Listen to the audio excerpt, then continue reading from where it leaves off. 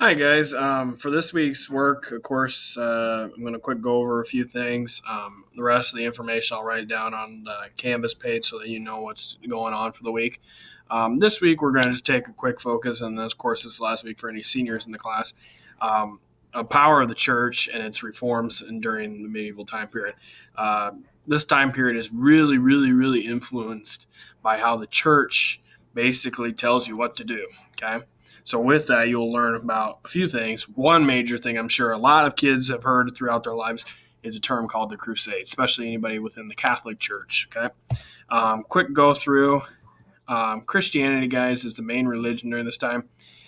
Main figures and main things that we learned during the Roman Empire is that it embraces all people. It gives you that eternal life and hope. It provides you stability in turmoil, especially during a time period like this that we're going through now. And that's why the Middle Ages becomes known as the Age of Faith. Okay, goals of the church: we want to keep spreading Christianity. We want to make sure anybody that's barbarian turns to a Christian. So that's where you get the term missionaries becomes a prolific thing during this time period. And also, we need to unify Europe. All right, the church wants the power, and in order to do that, they need to unify Europe together and kind of persuade them that they're going to go to heaven a lot quicker if they follow what we want to do. Okay. Other duties, of course, that the church brings upon this time is education. Okay. Monasteries where priests and monks train, teaching people how to read and write, hospitals, and also basically hotels, inns, are things that the church established during this time period. Okay. And become somewhat of a form of government in their own. The Crusades, okay? Crusades are the main thing that we talk about in terms of the role of the church. The Crusades are basically, like it says, they're a systematic series of holy wars in which Christians of basically Western Europe try to go back and claim land that had been taken away from the Muslims, okay? Muslims taken land in Jerusalem, which is known as the Holy Land, and they want it back. They believe it is a Christian.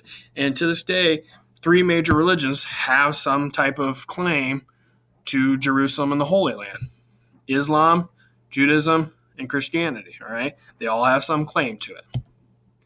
That's why it's a hot part of contention. Okay, so main goals of the Crusades. All right, Christians wanted to regain the Holy Land, which is Palestine today, or Israel as well. Reunite everybody under Christendom. Okay, send quarrelsome knights off to war so that they're not just acting like idiots in the West. Why fight? All right, so we need more land because our families are getting bigger, and traditionally in feudalism, you give land to your younger sons. Power, forgiveness of sins, adventure. Hell, let's go for a fun time, all right? Expanding markets, and also for some, it's temporary release from the life that they were in terms of peasantry.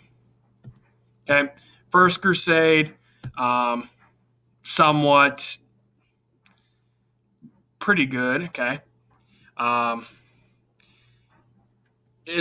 Each one has their own drawbacks and benefits. All right, they often go back and forth. Eventually, the First Crusade, falls in the favor that the Christians win and they take back part of the Holy Land. Okay, Second Crusade comes back. Muslims start to reconquer some land. They recapture all the fallen cities they lost in the First Crusade. Unsuccessful Christian leaders basically have infighting.